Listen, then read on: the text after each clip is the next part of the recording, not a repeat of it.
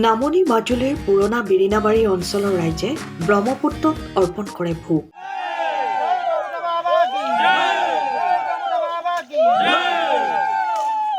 বৃহত্তৰ নামনি মাজুলী অঞ্চলত ব্ৰহ্মপুত্ৰৰ তীব্ৰ গৰাখহনীয়াৰ ৰূপ ধাৰণ কৰাৰ পৰিপ্ৰেক্ষিতত এই ভোগ অৰ্পণ কৰা হয়।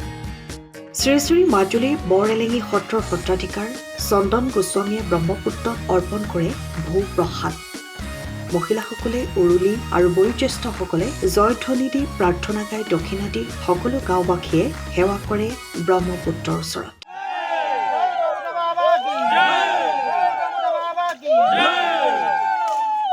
গাঁওবাসীৰ আহ্বান, ব্ৰহ্মপুত্ৰ ৰক্ষা কৰাৰ লগতে চৰকাৰ প্ৰশাসনেও বিষয়টো গুৰুত্ব সহকাৰে এক সফল পদক্ষেপ গ্ৰহণ কৰি অঞ্চলটোৰ ৰাইজক উদ্ধাৰ কৰক।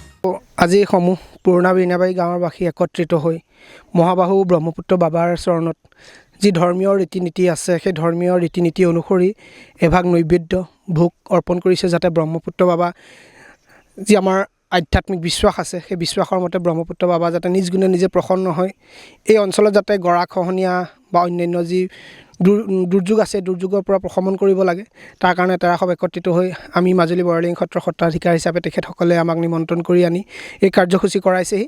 আৰু ভৱিষ্যতৰ দিনত যাতে ব্ৰহ্মপুত্ৰ বাবাই নিজে প্ৰসন্ন হৈ এই স্থানত খহনীয়াটো ত্যাগ কৰক। আৰু আমি লগতে আধ্যাত্মিক দৃষ্টিভংগীৰে এই কথাখিনি ক'লোঁ, কিন্তু বৈজ্ঞানিক দৃষ্টিভংগীৰ কথা আছে। সাম্প্ৰতিক বিজ্ঞানৰ উন্নতিৰ লগে লগে আমি আমাৰ যি ঊৰ্ধ্বতম কৰ্তৃপক্ষ মাননীয় মুখ্যমন্ত্ৰী মহোদয়, মাননীয় জলসম্পদ মন্ত্ৰী মহোদয় বা মাজুলীৰ যে স্থানীয় বিধায়ক মহোদয়ৰ লগতে প্ৰশাসনীয় যি মাজুলী মুৰব্বী বিষয়া আয়ুক্ত মহোদয়ক আমি অনুৰোধ জনাইছোঁ যে এই অঞ্চললৈ আহক, এই অঞ্চল আহি আপোনালোকে পৰিদৰ্শন কৰক।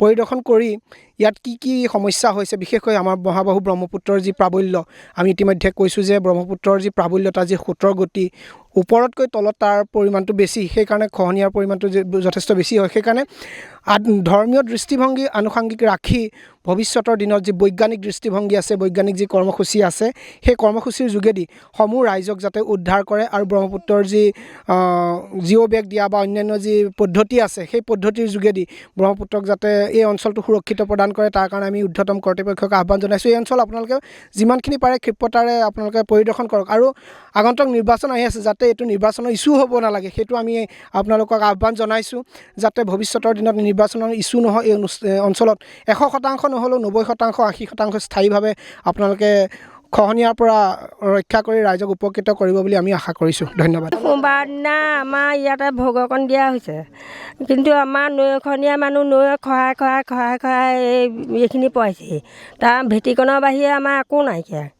এইখিনিকে হেৰি কৰি পেলাই আমি আছোঁ। এতিয়া নৈয়ে আকৌ ধৰিছে, তেওঁক আমি তুতি প্ৰাৰ্থনা কৰিছোঁ। আৰু কি কয়, আমাক অকণমান সকাহ দিব লাগে আৰু হ'ব। আমাক এতিয়া লাগে যাতে চৰকাৰে হওক বা যেনেকৈয়ে হওক আমাক সুৰক্ষা অকণমান লাগে।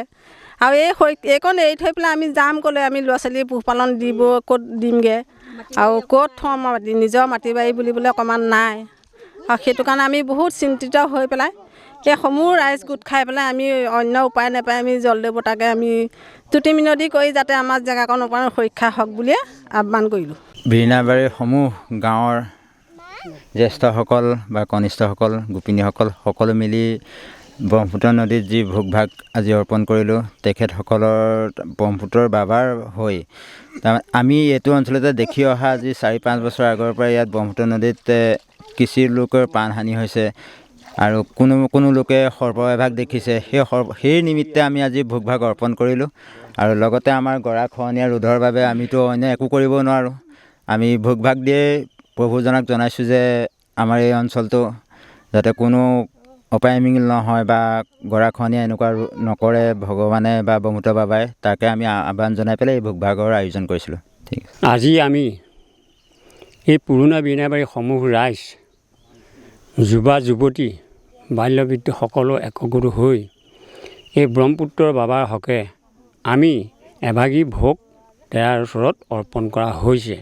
কাৰণ এই ব্ৰহ্মপুত্ৰ নদীয়ে আমাক বহুতো সন্তাসৰ সৃষ্টি কৰিছে আৰু আগন্তুক হৈ যোৱা আমাৰ দুটি যুৱক তেওঁ গৰ্ভত নিহিত হৈ গ'ল। সেয়েহে আমি বহু ফালৰ পৰা ভয় পাই আজি এই জলখাই ডাঙৰীয়াৰ ওচৰত সমূহ ৰাইজ একত্ৰিত হৈ আমি এভাগি ভোগ তেওঁৰ ওচৰত অৰ্পণ কৰা হৈছে। সময়ৰ খবৰ সময়ত পাবলৈ ফ'ল' কৰক টাইম অফ আছাম।